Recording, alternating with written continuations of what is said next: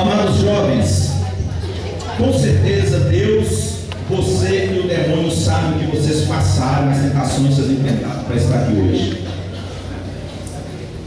De repente enfrentaram até o pessimismo dos colegas quando ofereceram para vocês uma outra oportunidade de viver um final de semana diferente. Você disse: olha, no dia 5, dia 4 e 5 não vai dar, porque dia 5 e 6 não vai dar, porque eu vou estar no retiro do NEC. Mas tá, Você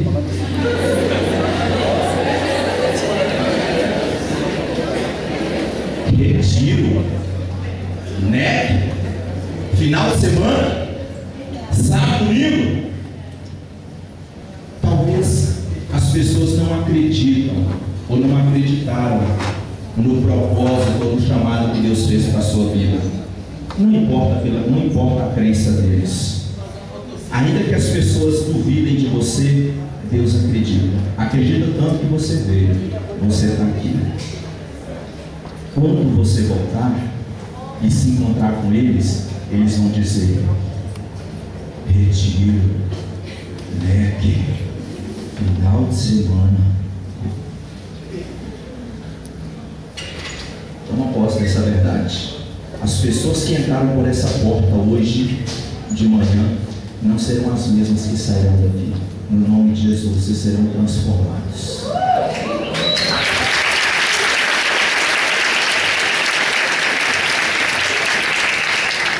Amados jovens, nós batizados somos chamados a ser discípulos missionários de Jesus Cristo.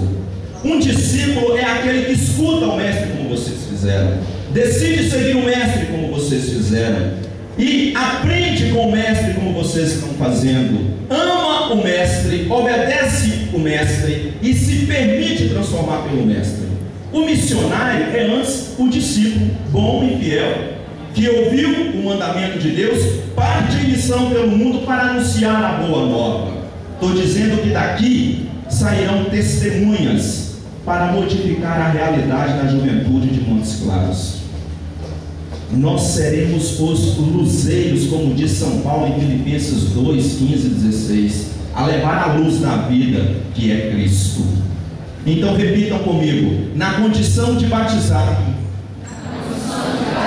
eu, discípulo missionário de Jesus, preciso ser testemunha de Jesus Cristo, levando esta luz ao mundo. Para isso, me disponho a combater o bom combate da fé. Amém. Então, meus amados, toma aí. Eu já vejo alguns que estão com ela sobre a sua mesa. Tome a arma que Deus nos deu para ressuscitar, porque o mundo nos apresenta a arma para matar. Revólver calibre 22, 32, 38, Magnum 45, fuzil AR-15, bazuca e aí por aí vai.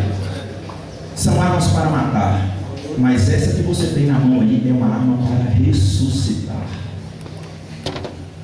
É uma arma de 2 canos, Antigo e Novo Testamento. A bala é o sangue de Cristo, que quando entra na vida da pessoa transforma profundamente. Não há colete do inferno que impeça a palavra de penetrar no coração do homem e mudar profundamente a vida dele. Amém? Amém. Eu não posso então dessa arma aí.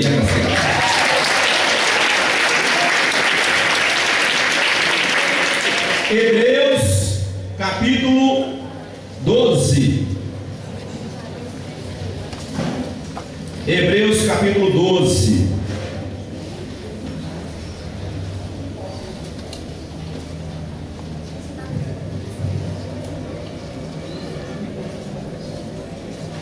Uma dica que eu acho que vai ser interessante no Novo Testamento.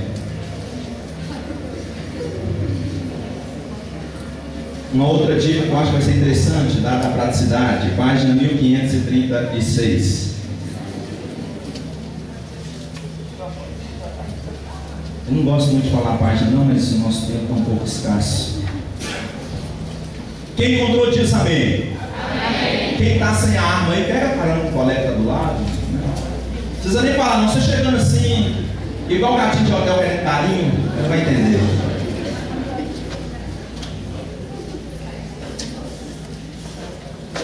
Hebreus 12. Eu disse que o discípulo missionário deve ser testemunha de Cristo aí, exemplo de Jesus. Desse modo, cercados como estamos de uma tal nuvem de testemunhas, nós estamos cercados de uma nuvem de testemunhas aqui, Léo. Olha o tanto, né? Versátil nas respostas, né? Então, desse modo, cercados como estamos de uma nuvem de testemunhas, olha a ordem, desvencilhemos-nos das cadeias do pecado. Agora vamos ler juntos? Corramos com perseverança ao combate proposto, com o olhar fixo no autor e consumador da nossa fé, Jesus. Paremos por aí. Meus amados, para um cristão, a cruz não é uma fatalidade, não é um determinismo, não é também uma mera casualidade, não é uma punição, não é uma sanção. Para um cristão, a cruz é uma decisão, é uma opção livre e consciente, e por isso a cruz se torna para nós um lugar de combate. Olha o versículo 2: em vez de gozo que se lhe ofereceram, falando de Jesus, ele suportou a cruz e está sentado à direita do trono de Deus. Versículo 3: considerai, pois, atentamente aquele que sofreu tantas contrariedades dos pecadores, e não vos deixeis abater pelo desânimo. Não se engane, eu tenho uma ótima notícia para vocês aqui hoje. O céu está em constante guerra contra o inferno, e você foi convocado para a batalha. O que você diz? O que você diz? Sim ou não? Sim, amém. Amém? Diga. Amém. Pode contar comigo. Sim ou não? Amém. Jesus também é assim, né, meu povo? Você foi convocado para o combate. Quem aceita diz amém. Amém. Você foi convocado para o combate. Quem aceita diz amém. Amém. Está melhorando. Daqui a pouco vou falar: Jesus, estou pronto. Aguarde e verá. Veja então, vamos pegar um exemplo de um personagem bíblico que tinha todos os motivos ou todas as condições eram desfavoráveis a ele para que ele perdesse o combate proposto. Ele primeiramente não era um guerreiro, ele era jovem e fisicamente fraco, não era um jovem sarado fisicamente, que está tão na moda hoje. O caçula de uma família de 8 irmãos, da tribo de Benjamim, filho de Isaí, seu ofício, pastor de ovelhas, nada a ver com um combatente, com um guerreiro, mas tinha uma característica fundamental para você que quer fazer da sua cruz um caminho para a santificação. Vamos saber que característica é essa? Quem é esse personagem que nós vamos aprender com ele hoje? Tinha tudo para perder uma luta, que eu não teria coragem de lutar no lugar dele, e vou colocar os motivos, talvez você também concorde comigo. E ele enfrentou. Pega aí 1 Samuel, no Antigo Testamento, no capítulo 13, e vamos olhar que característica é essa, já que nós estamos falando de um jovem destreinado, abatido fisicamente, ou seja, não tinha uma condição física das melhores, não tinha um treinamento de guerreiro, um caçula, o mais novo, o menor da família, mas ele tinha uma característica. 1 Samuel 13. Que característica é essa? Está no Antigo Testamento, página 316 da Bíblia Ave Maria.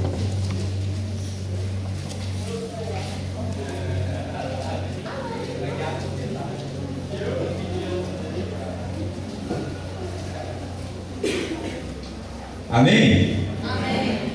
O primeiro rei de Israel foi Saul, mas Saul desobedecia a Deus. Aí o profeta Samuel disse para Saul: você vai perder o seu trono porque você está desobedecendo a Deus e levando o povo a desobedecer. Aí ele fala, versículo 14: agora o teu reino não subsistirá.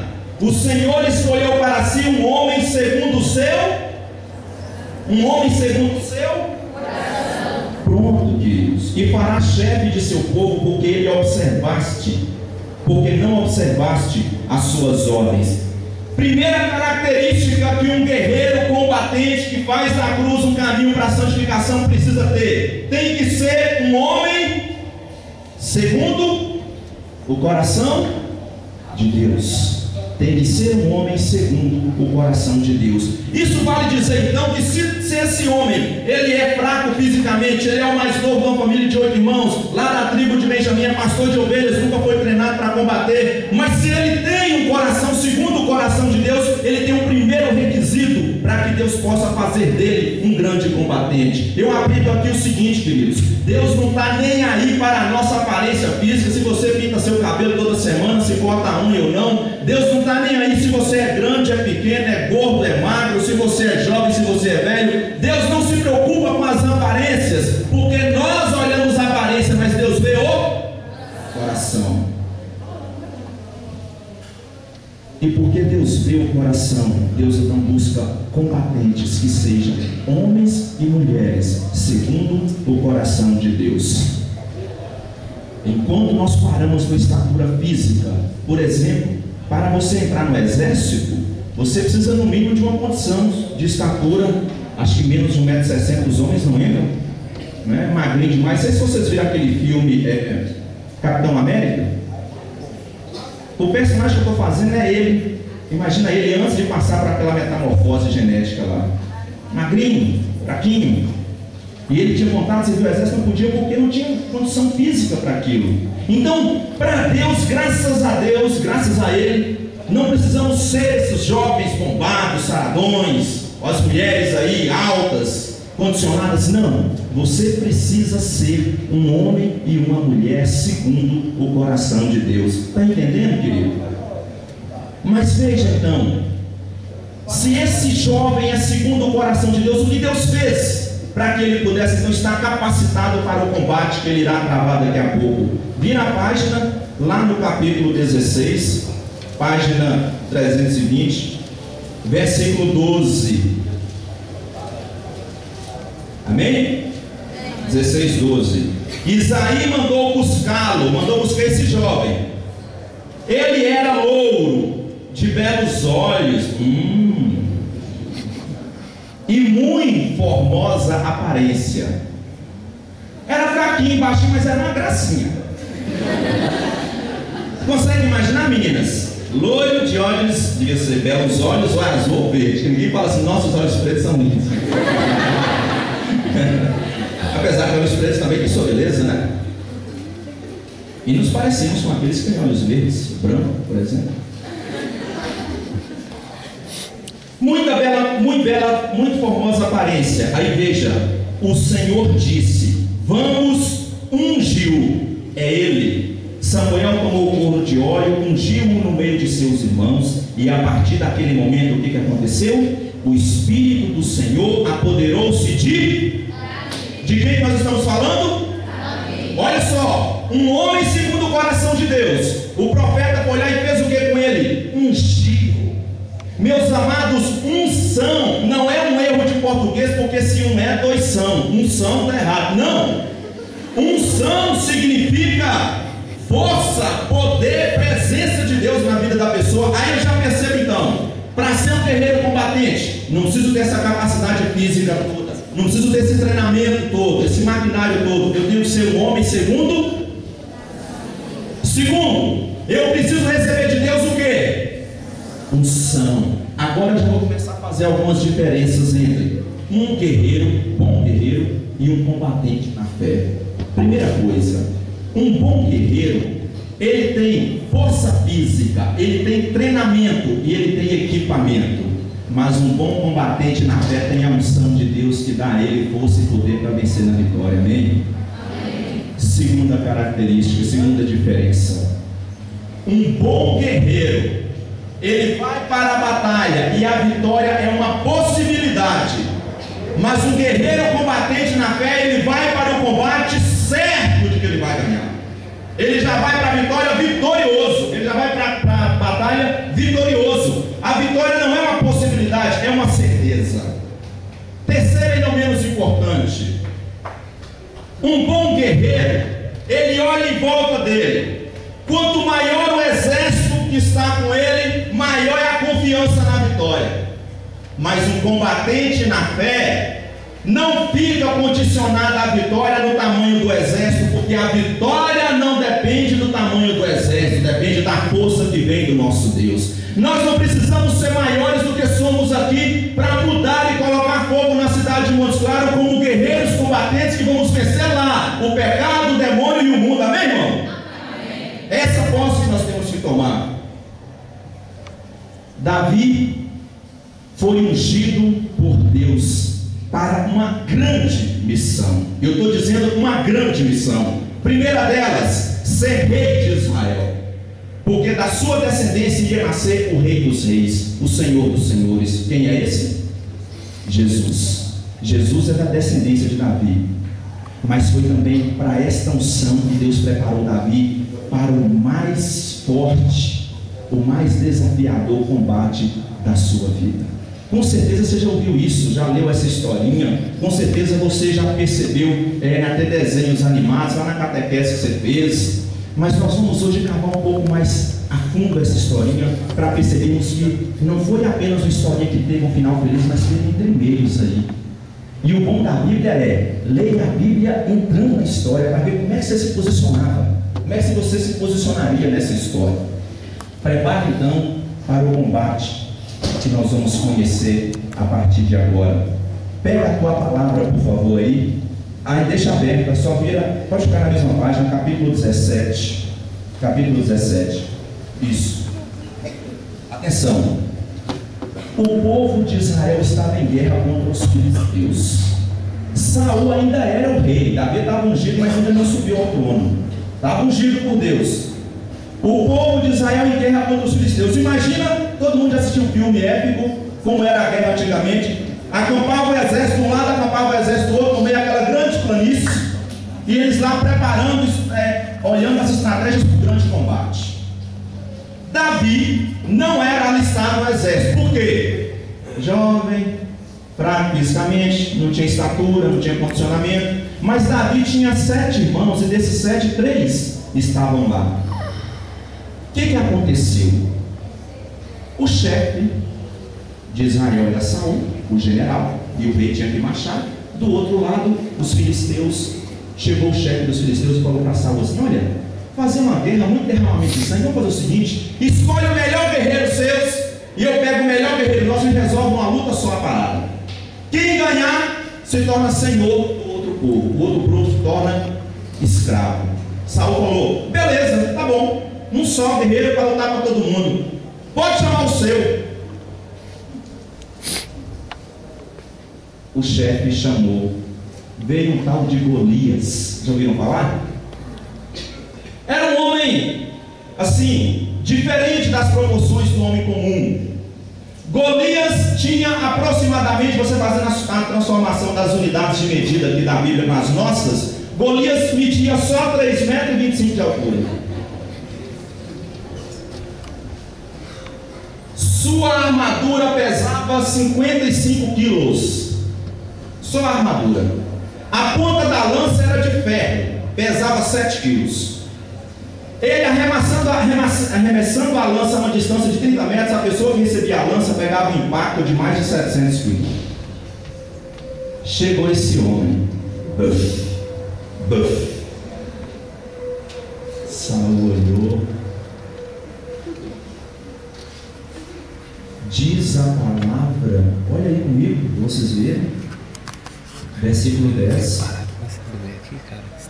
Samuel 17:10. Saul, e ajuntou: lanço hoje esse desafio ao exército de Israel. Isso foi Golias falando: dai-me um homem para lutarmos juntos. Saul e todo o povo de Israel ouviram essas palavras dos filisteus e ficaram consternados, dizendo que aí? Cheios de medo. Quem é que vai enfrentar? Olha, eu até iria, Saul, mas minha avó veio menina para te resguardar, não estou podendo pegar Deus. E você, fulano, você que tamanho do cara, é sacanagem. Se fosse um da minha altura, tem irmão, o cara não dá, é sacanagem, pô. Fulano, e você que luta também, lutava, esqueci tudo. Fulano também não dá, Ciclano também não dá. Irmãos, será que não é assim que nós nos postamos diante do gigante do mundo? Diante das ideologias que vêm para nos engolir, nós nos calamos. Nós ficamos com medo porque parece que a batalha em busca da santidade É impossível. É impossível a nossa luta contra o pecado, é impossível a luta de santidade. Nós somos convencidos pelo mundo de que é impossível viver seguindo a cruz e sermos santos, porque o gigante da ideologia do pecado está nos assustando. Quantos jovens têm medo de se converter a Jesus, achando que vai perder a alegria, porque acha que o tipo de vida que você está levando é uma vida feliz? Quantos jovens não estiveram aqui porque foram vencidos pelo gigante da preguiça? Acordar sábado de manhã ninguém merece. Final de semana, meu Deus do céu, que dificuldade. Talvez seu namorado não veio por causa disso, mas vai lá, reza para nós dois.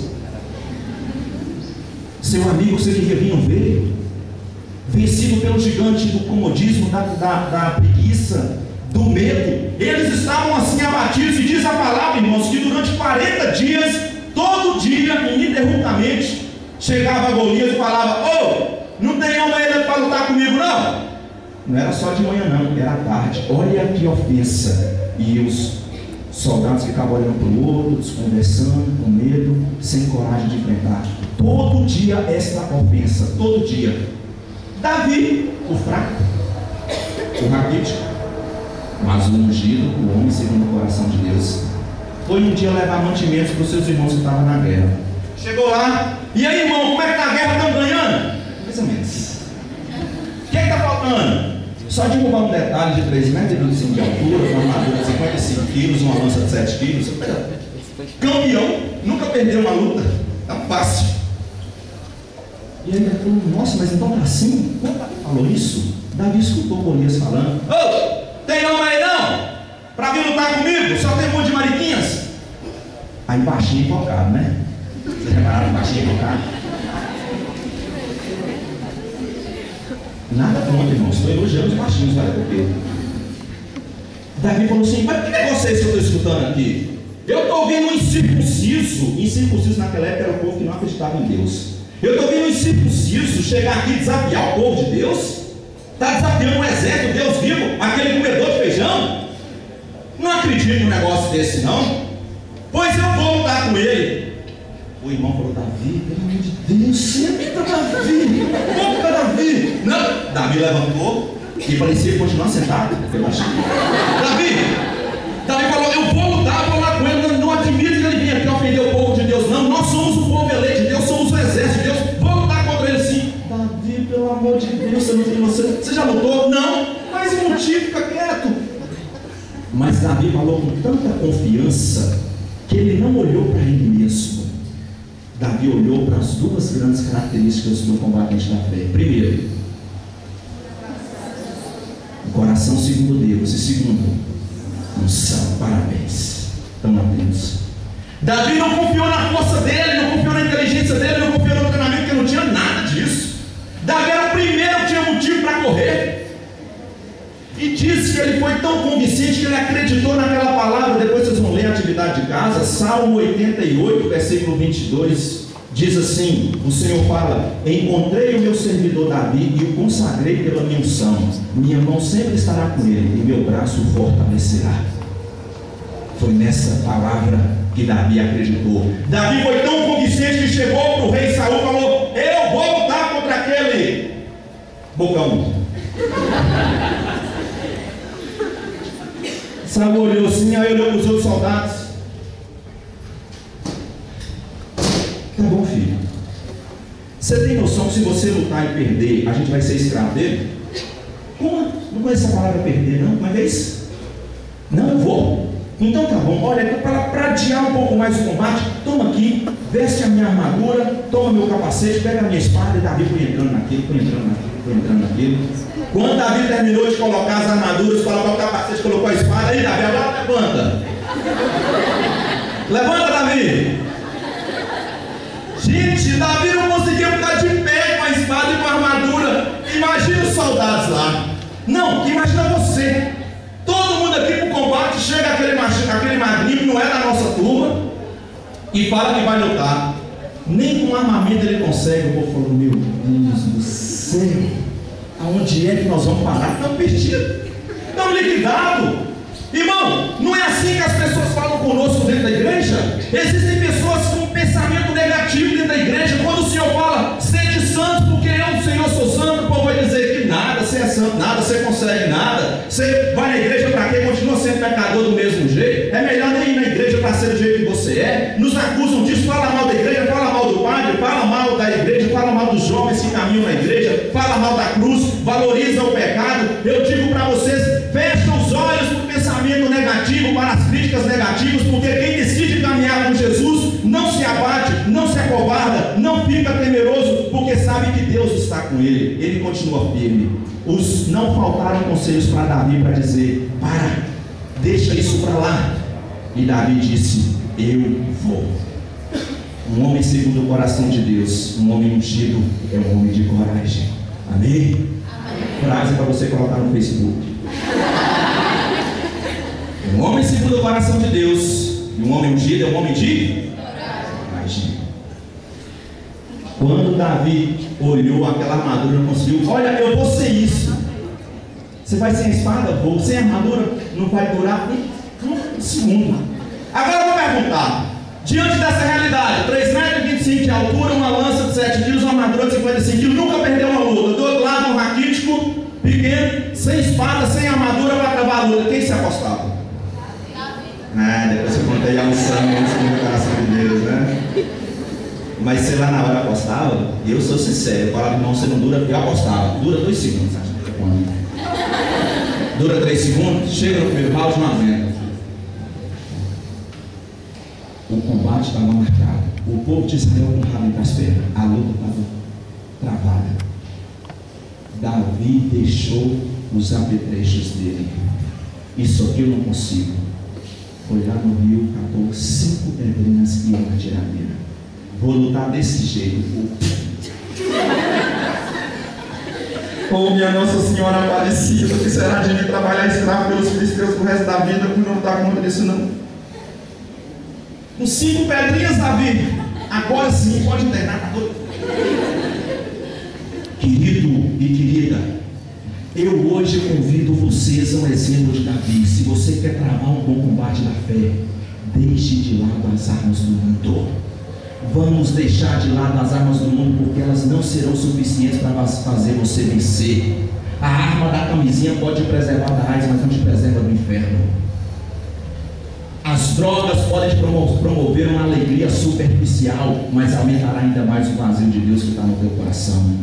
Vamos jogar fora as armas das filosofias do ateísmo, como os Harry Potter da vida, as bruxarias da vida, os Tom Brown da vida, o código da Vinci da vida. Vamos nos armar da Bíblia. Ela é a espada do Espírito Santo para a gente vencer essas ideologias do mundo de hoje. Amém, querido? Amém. Quando você se desarma das coisas do mundo, você não está violento, porque na mesma hora que você decide abrir mão das armas do mundo, Deus chega para você e fala: está aqui, querido, 5 pedrinhas para você vencer o gigante. Se amar de Deus significa desarmar-se do mundo, Davi pegou 5 pedrinhas. Imagina a cena, está imaginando, né? Aquela planície, o gigante do lado com aquela lança e espada, Davi do outro, camisa, calça, descalço, uma bolsinha tira-bola com 5 pedrinhas e uma tiradeira. Quando o gigante viu aquilo, ficou ofendido. Oh, vocês estão de brincadeira comigo? Vocês trouxeram esse velho para lutar comigo? Isso é uma ofensa para o meu currículo. Não posso nem colocar no meu currículo que eu venci essa coisa. Não é possível um negócio desse. E Davi olhou para aquele homem assim. E você acha que Davi ficou com menos? Davi era pequeno, mas a língua, olha só. Versículo 45. Davi respondeu. Amém? Pegou aí? 17:45. Tu vens contra mim com espada, lança e escudo. Eu, porém, vou contra ti em nome dos exércitos, do Deus das fileiras de Israel, que tu insultastes. Hoje o Senhor te entregará nas minhas mãos, e eu te matarei, cortar-te-ei a cabeça, e darei o cadáver do exército dos filisteus, as aves do céu e os animais da terra. Toda a terra saberá que há um Deus em Israel, e toda essa multidão saberá que não é com espada nem com lança que o Senhor triunfa, pois a batalha é do Senhor. Querido, isso é fala ou não é uma fala de campeão? É baixinho, mas fala apurado. O gigante falou: que machinho de vida. Vai me matar e deixar minha carne para os abutres comer, mas fala demais. Mas Davi falava numa confiança não dele, mas uma confiança no Senhor. É assim, querido. Nós não podemos calar para o mundo, não. Nós não podemos calar para o encardido que fala que você não vale nada, que joga na sua cara seus pecados, que faz você estar aqui nesse encontro com um sentimento de indignidade, dizendo: eu não sou digno de estar na casa de Deus. Não, não. Nós estamos dizendo: eu sou indigno, é verdade, sou pecador, é verdade, mas a misericórdia de Deus é muito maior, o amor de Deus é muito maior. E é em nome desse amor, em nome dessa misericórdia que eu participo desse encontro. É em nome dessa misericórdia que eu abro minha boca para buscar esse Deus. E o demônio não pode fazer nada quando você faz isso. O gigante marchou. E o que Davi fez? Marchou também. O gigante foi e Davi foi para cima. Não ficou esperando, não. O versículo 1 do livro de Hebreus que nós lemos diz: correi para o embate proposto, para o combate. Davi correu. E à medida que Davi correu, foi calculando: olho direito, olho esquerdo, na testa melhor. Rodou. E veio o gigante. Quando o gigante já preparou a lança, falou: vou parar a cabeça desse inimigo.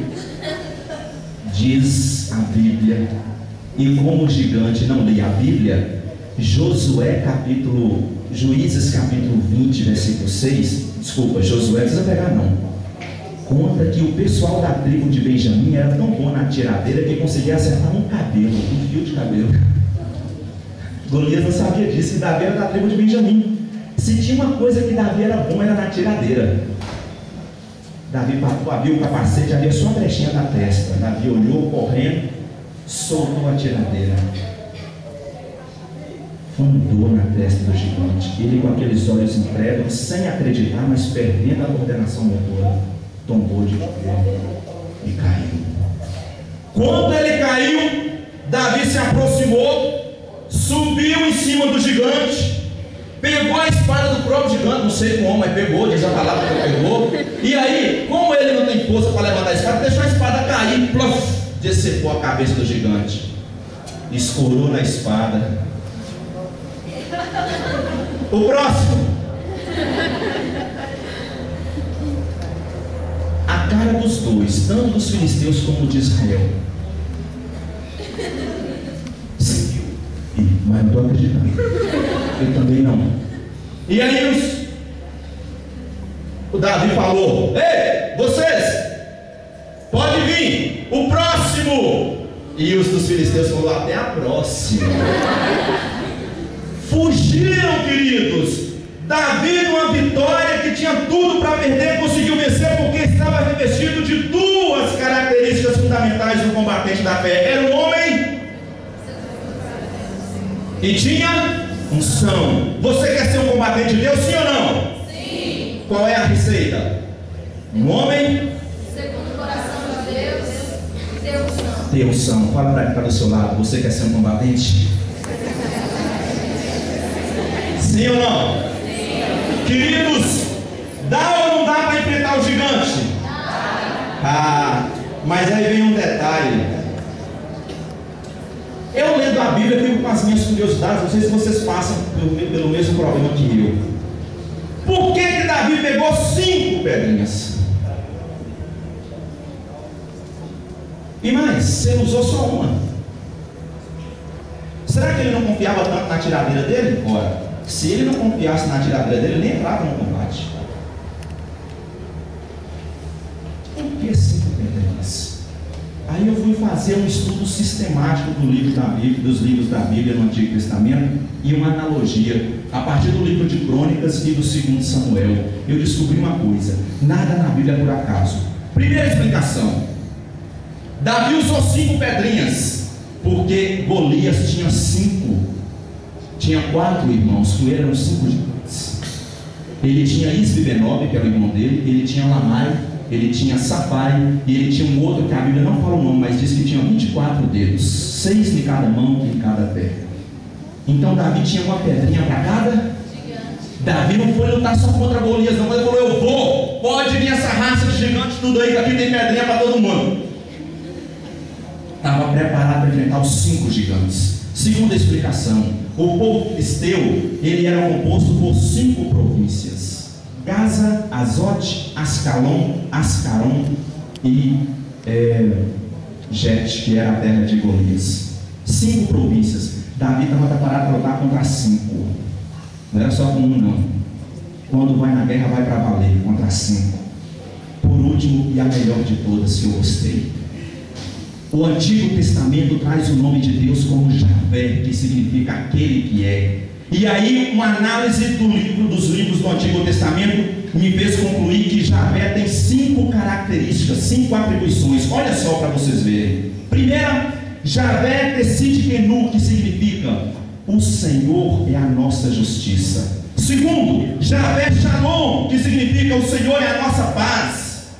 Terceiro, Javé Raá, que significa Deus é o nosso guia. Quarto, Javé Jiré, que significa Deus é o nosso provedor. E por último, Javé Nissi, que significa Deus é a nossa vitória. Davi pegou cada pedrinha e cada pedrinha daquela significava um atributo de Deus. Deus nossa justiça, Deus nossa paz, Deus nosso guia, Deus nosso provedor, Deus nossa vitória. Meus amados, hoje você só é capaz de levar a tua cruz, de renunciar a si mesmo e de viver na santidade da cruz, se você também se armar com essas 5 pedrinhas. Mas olha que interessante, Deus não chega para você, não chega para a Bruna e fala: Bruna, está aqui sua cruz, se vira. Quando Davi foi para o combate, ele foi sozinho? Ele foi com quem? Foi com Deus. E ele disse: a vitória é do Senhor. Davi não fez uma batalha ali para se engrandecer diante dos homens e mostrar que ele era o gás da coca. Não. Davi foi lá e falou: olha, depois de hoje as pessoas vão reconhecer que existe um Deus. Você tem que combater para mostrar que Deus existe e que Deus vale a pena. É a tua santidade que vai converter as outras pessoas, porque elas vão perceber que realmente, nesse mundo de tantas opções, Deus continua sendo insubstituível. Amado, mas vem uma segunda pergunta: onde é que eu recebo essas 5 pedrinhas? Porque, faço uma pergunta também: você tem coragem de enfrentar o gigante do pecado, do mundo, Satanás, sem as 5 pedrinhas? Sim ou não? Desarmado você não vai, você vai ver. Mas aonde que eu encontro essas 5 pedrinhas? Eu digo para vocês: não acha pela internet, não compra no Bretas, nem no Carrefour, nem em qualquer outro lugar. Não tem como pedir emprestado. Você não vai conseguir um centro de macumba num centro espírita. Você não vai conseguir lendo esses livros que eu falei agora há pouco, do Dan Brown, do Harry Potter, dessas besteiras que vende por aí. Não! Você consegue algumas, no máximo 2, em algumas igrejas evangélicas. Mas se você quiser vencer o gigante do pecado, o gigante do mundo, o gigante de Satanás, você só encontra as 5 pedrinhas na Igreja Católica Apostólica Romana. Não tem outro lugar.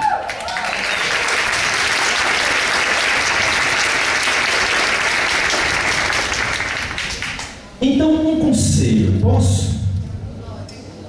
Quer vencer o gigante?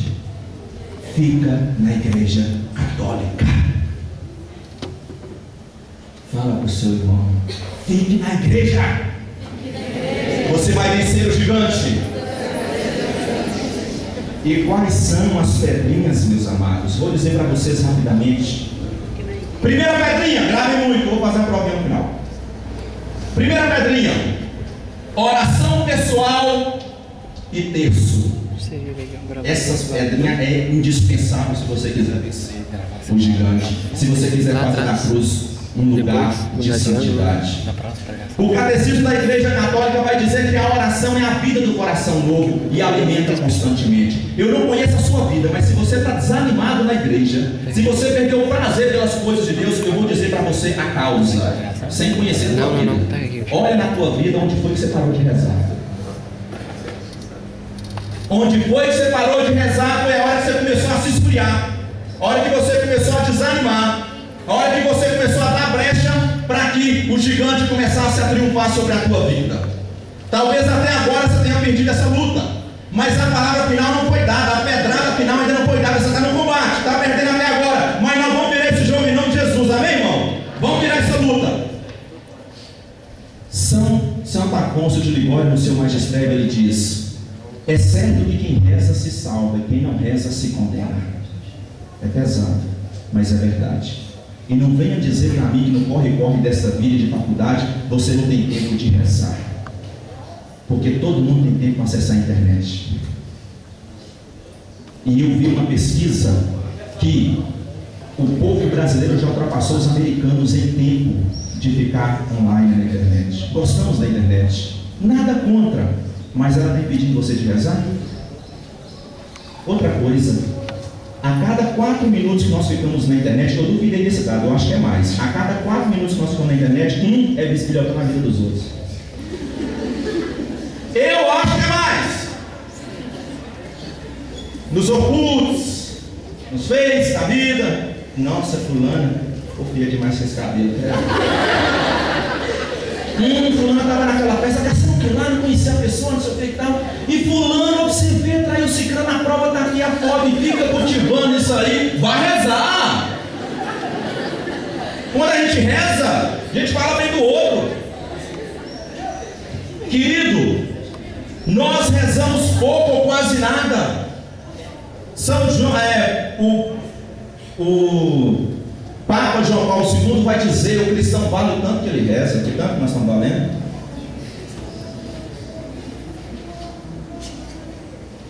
É preciso ter esse ânimo. São Gregório Nazianzeno vai dizer: é preciso se lembrar de Deus com mais frequência do que se respira. É preciso lembrar de Deus com mais frequência do que se respira. Outra frase para nós. Oração pessoal e terço. Quem aqui reza? Não precisa levantar a mão, não quero ninguém mentir por minha causa. Quem reza o terço todo dia? Você reza? Você rezava um tempo, aí faltou o tempo, você diminuiu para 4 terços, para 4 mistérios, 3, 2, 1. Agora você joga a cara ou coroa, se der cara você reza, se dá coroa você deixa para depois. Irmãos, os bolsos da nossa calça não é para carregar papelote de cocaína, comprimido de êxtase ou camisinha. O bolso da nossa calça é para carregar o terço. Qualquer lugar que você tiver lugar de rezar. Confere no seu bolso aí, tem um terço? Tem? Levanta aí, dá uma girada assim, ó. Oh, glória! Louvado seja Deus, uma salva de palmas para você. Preparado, querido? Mas não é um amuleto, é uma ferramenta. Segunda pedrinha, querido: Santa Missa e adoração. São Francisco vai dizer que aquele que pode ir à missa e não faz, comete falta grave. Não existe nada mais importante nesse mundo do que a celebração da Santa Missa. Eu vou dizer de novo: não existe nada. Eu estou dizendo nada. Não é a sua faculdade, nem a sua formatura, nem aniversário do seu namorado, nem de casamento. Não existe nada mais importante do que a Santa Missa. Daí então, que se nós estamos no combate, nós temos que estar bem alimentados. Se nós não alimentamos do corpo e do sangue de Cristo, que só a Igreja Católica tem, desculpa os evangélicos, só a Igreja Católica tem, você vai estar desnutrido espiritualmente. Atenção para esse ensinamento de um santo da igreja chamado São Pedro Julião e Marte. Ele diz assim: a missa, ela é mais importante do que o martírio, porque o martírio é o sacrifício do homem para Deus, mas a missa é o sacrifício de Deus para o homem. Há uma grande diferença.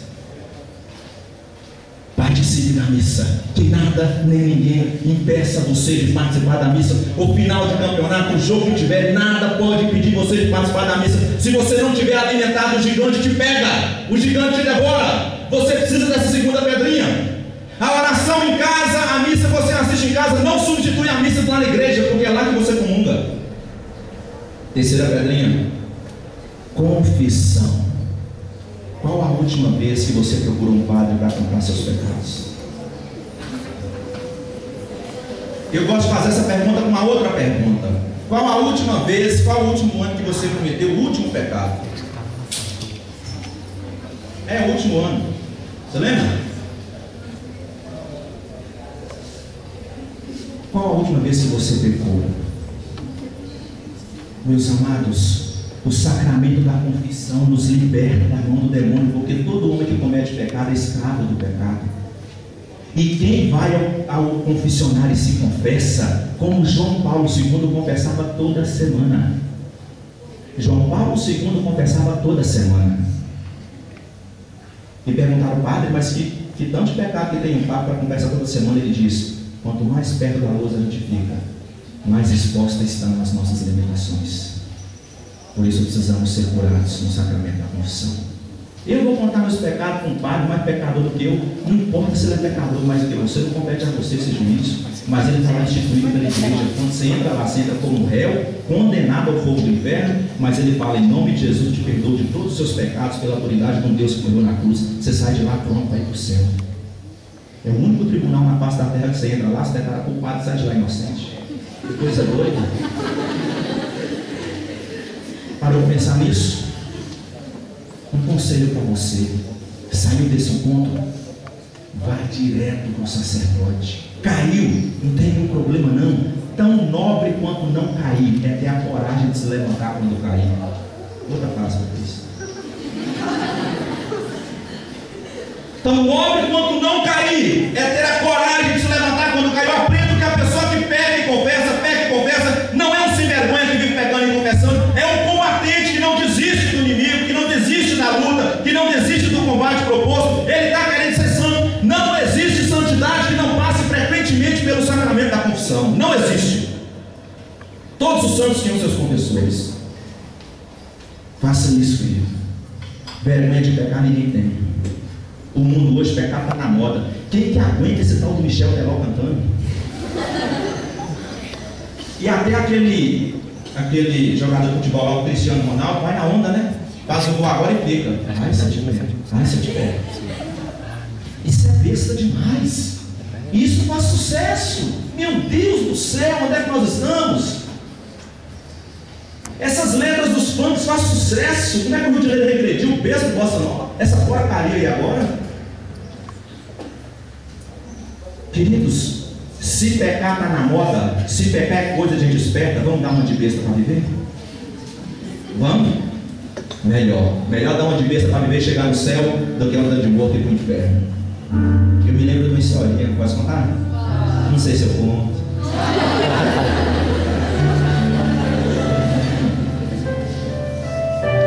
Um rapaz, isso na época que revista Veja era olha, muito tempo atrás. Um rapaz, ele era tido como besta na turma. E aí, toda vez que ia rir de alguém, chamava ele. Aí chegava lá na mesa, colocava uma moeda grande assim, de 400 contos de réis, e uma pequenininha que valia 2.000 contos de réis. Falou: fulano, vem cá, escolhe a moeda de maior valor. E lá pegava 400, que era grandona, e deixava pequenininho. Esse povo, é burro demais, é burro. Todo dia fazia isso. Aí um dia um deles ficou com dó e falou: fulano, olha, vem cá, você não notou que eles estão fazendo você de besta, não? Eles colocam lá as moedas lá para você pegar a maior, mas a menor é que vale mais. Ele falou: eu sei, eu sempre soube. A de 2.000 contos de réis, a menor vale mais do que a grande. E por que você continuou pegando? Porque o dia que eu pegar a pequena, eles não me chamam para brincadeira, eu paro de ganhar 400. Quem era besta aí? Quem era o besta? Quem era o idiota? O mundo acha que nós somos atrasados por acreditar em Jesus Cristo.